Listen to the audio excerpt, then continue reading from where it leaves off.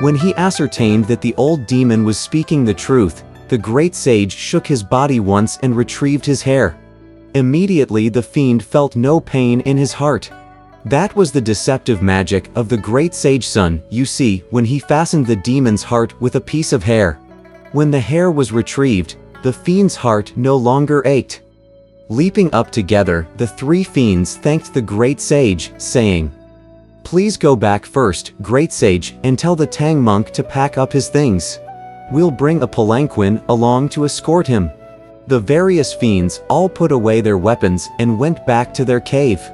After the great sage had put away his rope, he went straight back to the east side of the mountain, where from a great distance he could already see the Tang monk rolling all over the ground and wailing loudly. Ju 8 Rules and Sha monk had the wrap untied and were just in the process of dividing up the contents. "I needn't be told whose doing this is," sighed Pilgrim to himself. 8 Rules must have informed Master that I was devoured by the monster spirit. Master is wailing because he can't bear to part with me, but that idiot is dividing things up so he can run off. Alas, I wonder if I've got the right interpretation. I'll call Master and see what happens. He dropped down from the clouds and cried, "Master." On hearing this, Sha monk at once began to berate 8 Rules, saying, "You are a sure coffin maker.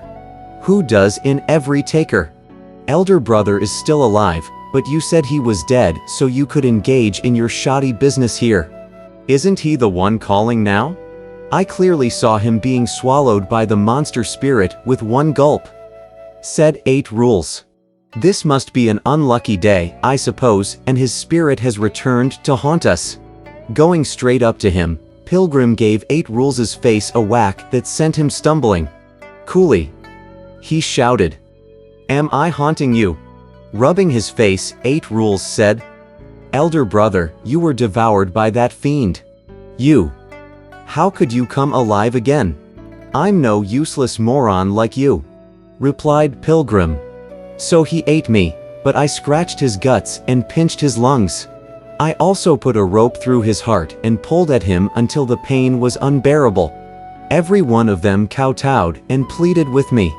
Only then did I spare their lives. They are now preparing a palanquin to take our master across this mountain." When he heard these words, our Tripitaka scrambled up at once and bowed to Pilgrim, saying, "O disciple, I have caused you great inconvenience. If I had believed Wu Neng's words completely, I would have been finished." Raising his fists to punch at 8 Rules, Pilgrim scolded him, saying, "This overstuffed coolie. He's so slothful and so callow. Master, please don't worry anymore. Those fiends are coming to take you across the mountain." Even Sha monk felt embarrassed by these words, so much so that he hurriedly offered a few excuses for 8 Rules. They then gathered up the luggage and loaded it once more onto the horse's back. We shall now leave them for the moment waiting by the wayside. We tell you instead about those 3 demon chiefs who led the flock of spirits to return to their cave. "Elder brother," said the second fiend, "I thought Pilgrim's son was someone endowed with 9 heads and 8 tails, but I can see what he actually is, a puny little ape. Nevertheless, you shouldn't have swallowed him. If we had just fought with him, he could never have withstood you and me. With these thousands of monster spirits in our cave, we could have drowned him just by spitting. But you had to swallow him into your stomach, where he could exercise his magic to make you suffer. We certainly didn't dare wage any contest with him then. Just now we said we were planning to escort the Tang monk. That was all pretense, of course, because your life was more important than anything else. Once we tricked him into coming out, we would never escort that monk." "Worthy brother," said the old demon, "what is your reason for reneging?" "Give me 3,000 little fiends," replied the second fiend, "and put them in battle formation. I have ability enough to capture that ape head. Don't ask for a mere 3,000, said the old demon. You have my permission to call up the whole camp. Just catch him, and everyone will have made merit." The second demon at once called up 3,000 little fiends, and had them spread out by the side of the main road. A blue banner carrier was sent to convey this message. "Pilgrim son, come out quickly and fight with our second father great king." When 8 Rules heard this, he laughed and said, "Oh, elder brother. As the proverb says, a liar can't fool his fellow villager. What sort of skullduggery, what sort of hanky-panky is this when you tell us that you've subdued the monster spirits, that they are fetching a palanquin to escort master? Now they are here to provoke battle. Why? The old fiend," said Pilgrim, "was subdued by me. He wouldn't dare show himself, for if he had caught even a whiff of the named sun, he would have a headache now. This has to be the second fiendish demon, who can't stand the thought of escorting us. That's the reason for this challenge to battle. Let me tell you something, brother. Those monster spirits happen to be 3 brothers, and they all behave gallantly toward each other. We are also 3 brothers, but there's no gallantry at all among ourselves. I have already subdued the eldest demon. Now that the second demon has shown himself, the least you can do is to fight with him a bit. Is that too much to ask of you?"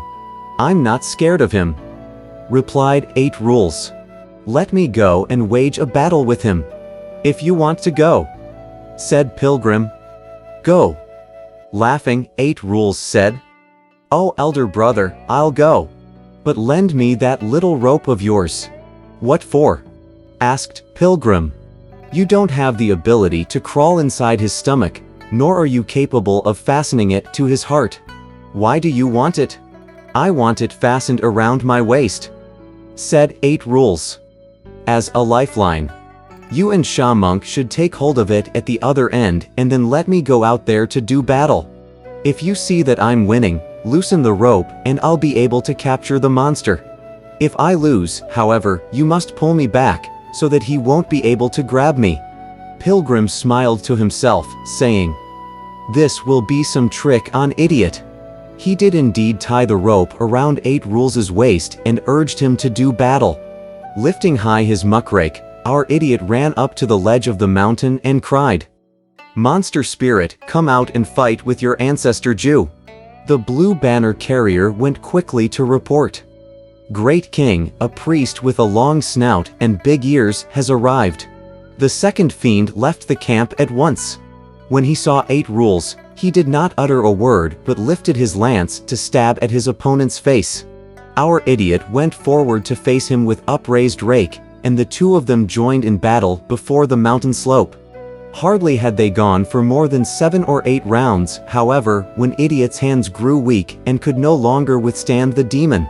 Turning his head quickly, he shouted, "Elder brother, it's getting bad. Pull the lifeline. Pull the lifeline." When the great sage on this side heard those words, he slackened the rope instead and let go of it. Our idiot was already fleeing in defeat. The rope tied to his waist, you see, was no hindrance when he was going forward. But when he turned back, because it was hanging loose, it quickly became a stumbling block and tripped him up. He scrambled up only to fall down again. At first he only stumbled, but thereafter he fell snout first to the ground. Catching up with him, the monster spirit stretched out his drag-on-like trunk and wrapped it around 8 Rules. Then he went back to the cave in triumph, surrounded by the little fiends all singing victory songs. When Tripitaka below the mountain slope saw what happened, he berated Pilgrim, saying, "Wukong, I can't blame Wuneng for cursing you to death. I see that there's no love or amity between you brothers at all, only mutual hatred and envy. He was yelling for you to pull the lifeline.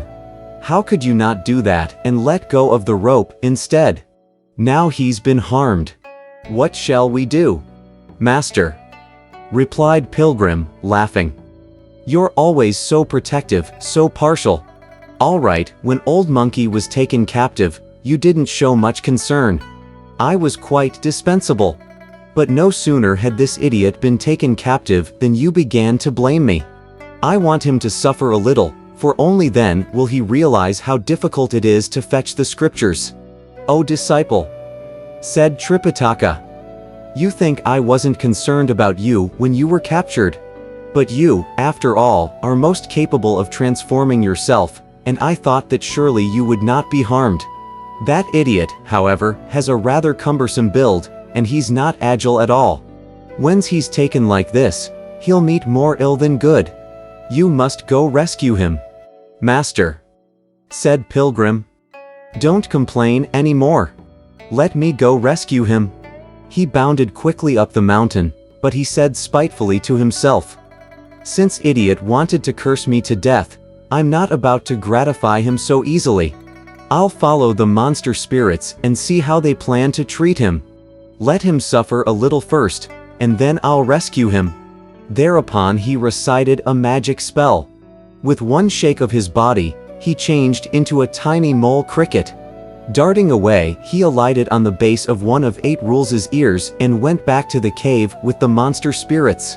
The second demon led the 3,000 little fiends, all blowing bugles and beating drums, up to the entrance of the cave where they were to be stationed. He himself took 8 Rules inside and said, "Elder brother, I've caught one." The old fiend said, "Bring him here and let me have a look."